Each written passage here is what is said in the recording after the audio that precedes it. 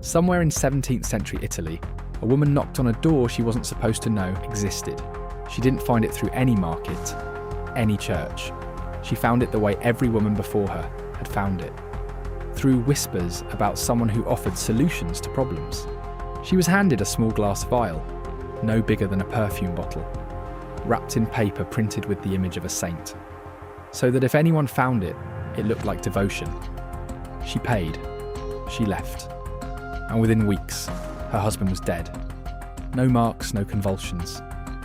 Just a man who got a little weaker every day, until one morning, he simply didn't wake up. This happened over 600 times. 600 women who found the same door, spoke to the same woman, and walked away with the same solution to the same problem.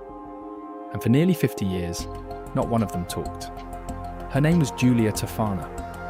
And by the end of this video, you're going to understand exactly how she did it, and why the most unsettling part of this story isn't the poison. To understand what Giulia built, you must understand the world that built her. 17th century Sicily.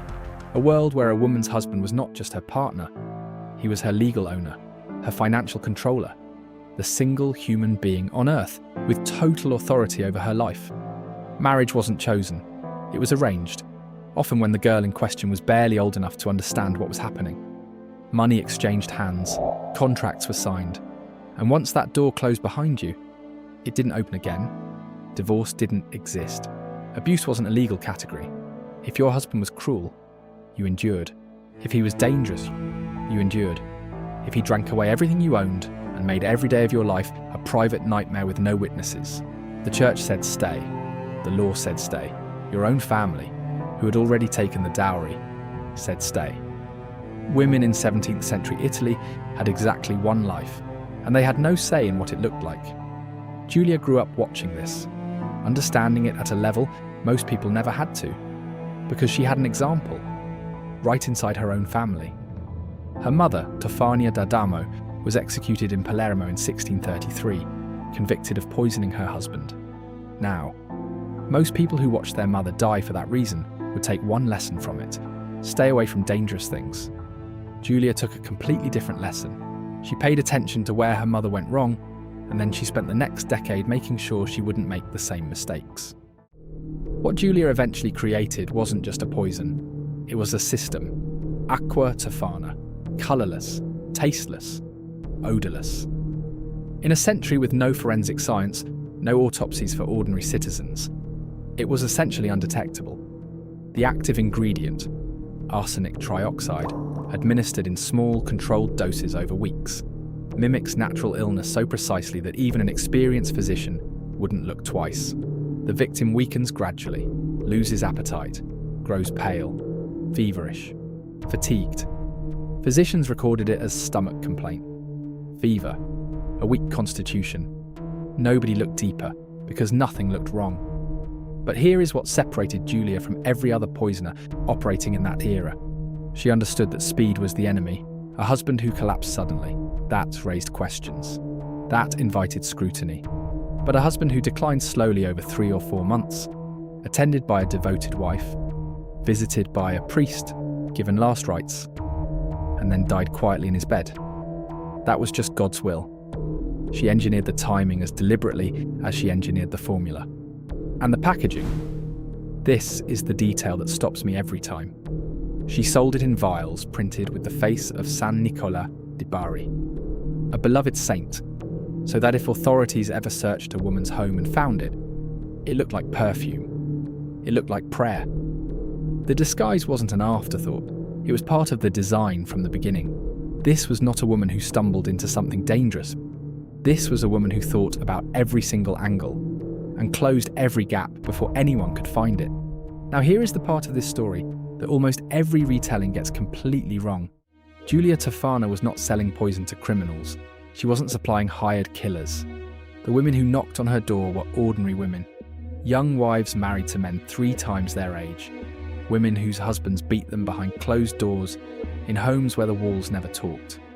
Women who had watched everything they owned disappear, gambled away, drunk away, controlled away, with no legal right to stop it. These women didn't come to Giulia looking for power. They came looking for a door marked exit. in a life that had been built with no exits at all. And Giulia, and this is the part that genuinely unsettles me, was selective. She didn't sell to everyone who appeared. She listened, she asked questions. She made a judgment about whether what she was hearing was genuine desperation or something else. By every account we have, she turned people away. Think about what that means for a moment. This wasn't a transaction. This was a woman running what was, functionally, a covert intake process, deciding who qualified for the only form of relief available to them. And the women she helped understood exactly what was at stake. Because the silence that protected Giulia also protected them. If you had used Aqua Tofana and authorities came asking questions, confessing meant confessing to murder. It meant your own execution. So the network held, not just because of loyalty, but because every single woman inside it had the same reason to stay quiet, their own survival. Over 600 men died across nearly 5 decades. And until one woman, in one panicked moment, walked into a confessional and broke, not one person said her name. That isn't just a poison operation. That is one of the most sophisticated covert networks in European history, held together entirely by shared fear, shared desperation, and shared silence. And it almost worked. Now here is what makes Giulia's story genuinely extraordinary. The authorities weren't oblivious. Rumours had circulated for years. Whispers in the wrong ears. A pattern of widows that, if anyone had looked closely enough, formed a shape that shouldn't have been possible by coincidence alone. But looking closely enough was the problem. Giulia never stayed long enough in one place for the net to tighten. She moved between Sicily, Naples, and eventually Rome, operating under different names in different cities, always one step ahead of anyone asking the right questions. Her network was compartmentalized. Each woman knew only what she needed to know. Nobody held the full picture, except Giulia herself. And her clients, remember, had every reason in the world to protect her, because protecting Giulia meant protecting themselves. She even sought sanctuary inside a convent at one point, placing herself behind walls that authorities couldn't breach without triggering a confrontation with the church. An institution powerful enough to make even the most determined magistrate hesitate. She understood the systems around her completely. She knew which walls she could hide behind. She knew which laws created gaps she could disappear into. She knew that in a world where nobody expected a woman to be capable of what she was doing, the assumption of her innocence was itself a kind of armour. For nearly 50 years, it held. And then, in a single confessional booth, everything she had built began to unravel. Around 1651, one of Giulia's clients made a mistake. Not a calculated risk, not a betrayal for money or revenge, just panic. Her husband was mid-poisoning, partially dosed, the process already underway, when something shifted inside her. Fear, guilt, the weight of what she had set in motion becoming suddenly unbearably real. She went to confession, and she told the priest everything. Now, the seal of confession is one of the oldest and most protected institutions in the Catholic Church. A priest who breaks it faces excommunication. It is, in theory, absolute. This priest broke it. He went to the authorities. And the name that came out of that confessional, the name that had been whispered across Sicily, Naples and Rome for 5 decades, without ever quite crystallising into something authorities could act on, suddenly had a location attached to it. Giulia had taken refuge in a convent in Rome, counting, as she always had, on the church's protection to keep the law at arm's length. But this time, the Pope himself ordered her removed. The walls she had hidden behind her entire life stopped working on the same day.